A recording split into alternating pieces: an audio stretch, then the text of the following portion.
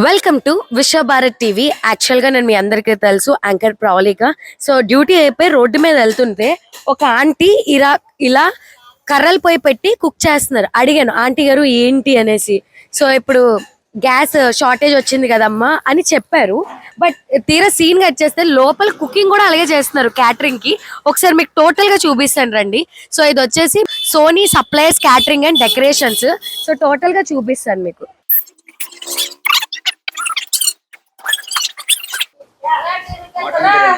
Mutton biryani. So చూస్తున్నారు కదా, cooking కర్రల పొయ్యి మీద చేస్తున్నారు అనమాట. ఆర్డర్ వచ్చింది యాక్చువల్ గా. బట్ నేను బయటే కర్రల పొయ్యి మీద చేస్తున్నారు అనుకున్నాను. వీళ్ళు లోపల కూడా కర్రల పొయ్యి మీదే కుక్ చేస్తున్నారు సూపర్ గా. So cook మీరేనమ్మా? కుక్ కాదు, ఇప్పుడు ఈ ఆర్డర్ లో ఏమేమి చేస్తున్నారు మీరు? మేమా మటన్ బిర్యానీ, చికెన్ బిర్యానీ, కలియా కట్ట అన్ని చేస్తామమ్మా. చికెన్ కూరలు, వైట్ రైస్ అన్ని చేస్తాం. కాదు, ఇప్పుడు ఈ కర్రల పొయ్యి మీద వండుతున్నారు ఎందుకు? ఈ కర్రల పొయ్యి మీద మరి గ్యాస్ ప్రాబ్లం వచ్చింది కదమ్మా, గ్యాస్ రాలేదు.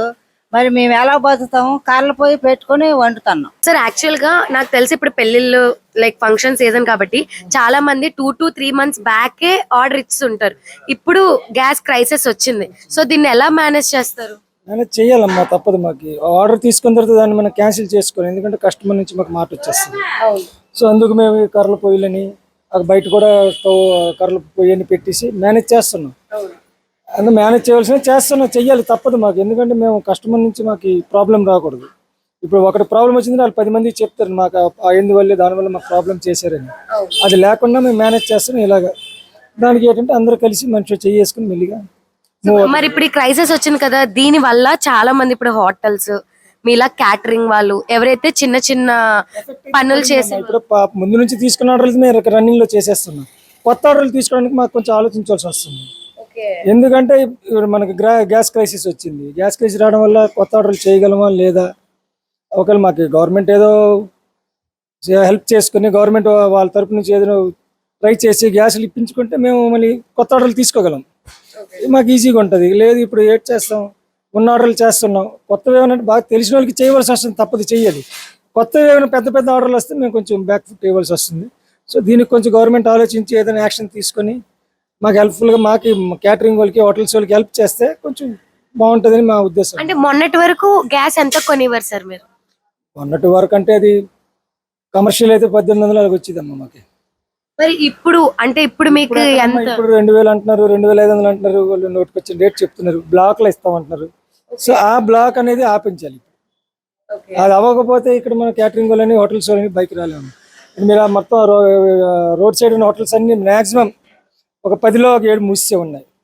3-4 హోటల్సే నడుస్తున్నాయి. కాబట్టి 80 feet రోడ్ చూసుకోవచ్చు.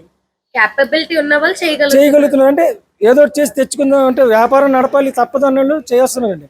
మనం చేయలేము, మాకు దీనివల్ల అవదు, మేము బ్లాక్లో సిలిండర్లు తెచ్చుకొని చెయ్యాలి అంటే అవలానులు చేతులు ఎత్తేస్తున్నారు అంతే.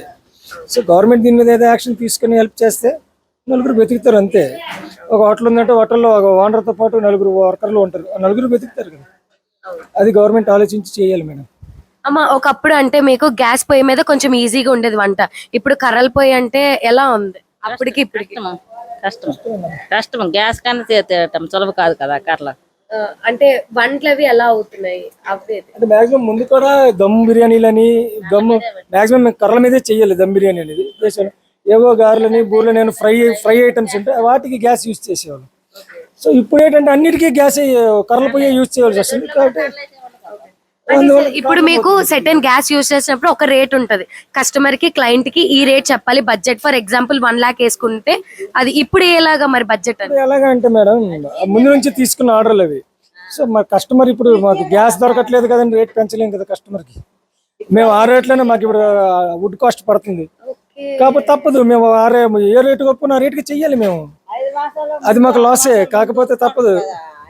కొత్త ఆర్డర్ అదే చెప్తున్నా కదా, కొత్త ఆర్డర్లు తీసుకోవాలంటే కొంచెం మేము ఆలోచించాల్సి వస్తుంది మాకు. వావ్, ఇన్ డీప్ గా వెళ్తే నిజంగా ఇది కష్టం అని అనిపిస్తుంది. ఎందుకంటే ఆల్రెడీ ఒప్పేసుకున్నారు కాబట్టి వీళ్ళు లాస్ కైనా సరే క్లయింట్ కి ఇచ్చేయాలి.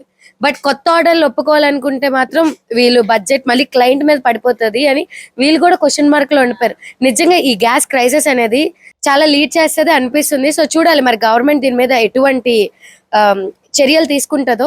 బట్ మధ్యతరగతి వాళ్ళకి అండ్ బిజినెస్ వాళ్ళకి హోటల్ వాళ్ళకి చాలా ఇబ్బందిగా ఉంది. సో ఈ వీడియోని మాక్సిమం అందరికి షేర్ చేయండి. సో గవర్నమెంట్ కదిలితే కదలొచ్చు. ఇలాంటి మరెన్నో వీడియోస్కి చూస్తున్నానండి విశ్వభారత్ టీవీని.